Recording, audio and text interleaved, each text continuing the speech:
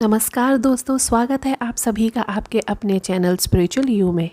आज के इस वीडियो में जानेंगे दिवाली पर माता लक्ष्मी जी की आरती करनी चाहिए या नहीं। कई लोगों और विद्वानों का मत है कि दिवाली पर माता लक्ष्मी जी की आरती नहीं करनी चाहिए, केवल गणेश जी और विष्णु जी की आरती करनी चाहिए, क्योंकि उनकी मान्यताओं के अनुसार जब देवी देवताओं का पूजा पाठ संपन्न हो जाता है तब अंत में आरती की जाती है। आरती में सब उठ खड़े हो जाते हैं और आरती समाप्त होने के बाद सब चले जाते हैं। वैसे ही उनका मानना है कि माता लक्ष्मी जी भी चली जाती हैं।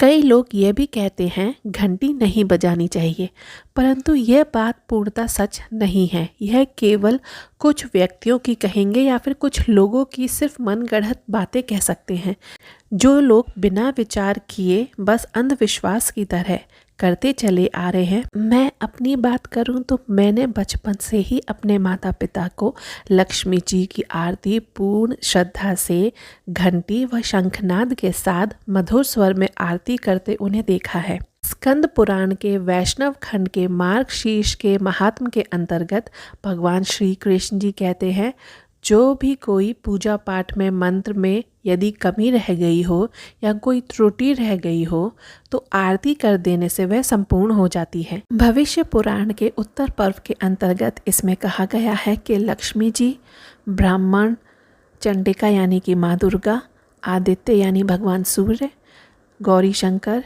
यक्ष, गणपति, ग्रह देवताओं और माता पिता और नाग देवताओं को इन सब की आरती करनी चाहिए। यह भगवान वेद व्यास जी बता रहे हैं। जी की आरती करने से अनन्य फल की प्राप्ति होती है। आरती का अर्थ यह नहीं कि माता लक्ष्मी जी आरती के बाद चली जाएंगी। आरती का अर्थ है यदि हमारी पूजा में किसी क्रिया में, मंत्र में, जाप में यदि कोई त्रुटि रह गई हो, आरती से उसे परिपूर्ण कर सकें। और एक बात सोचने की और है, आपके पूजा स्थान पर केवल माता लक्ष्मी जी नहीं होती हैं, आपने उनके साथ गणेश जी, विष्णु जी एवं अन्य देवी देवताओं को विराजमान किया हुआ है, तो उनके लिए आपको शंखनाद करना चाहिए, घंटी बजानी चाहिए। शास्त्र प्रमाण यह बताता है कि स्पेशली केवल माँ लक्ष्मी जी के मंदिर हो तब वहाँ घंटी नहीं बजानी चाहिए।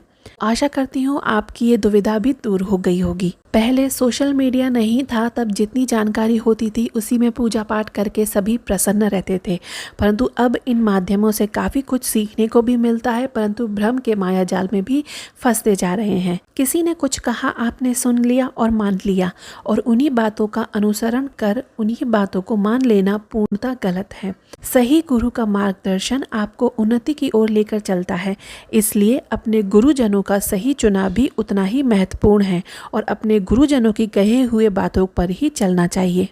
अब आप सभी की शंका दूर हो गई होगी। आशा करती हूँ आज की ये जानकारी आपको पसंद आई होगी। अगर पसंद आए तो वीडियो को लाइक और चैनल को सब्सक्राइब करना ना भूलें। आपसे मिलते हैं अगले वीडियो में। नमस्कार।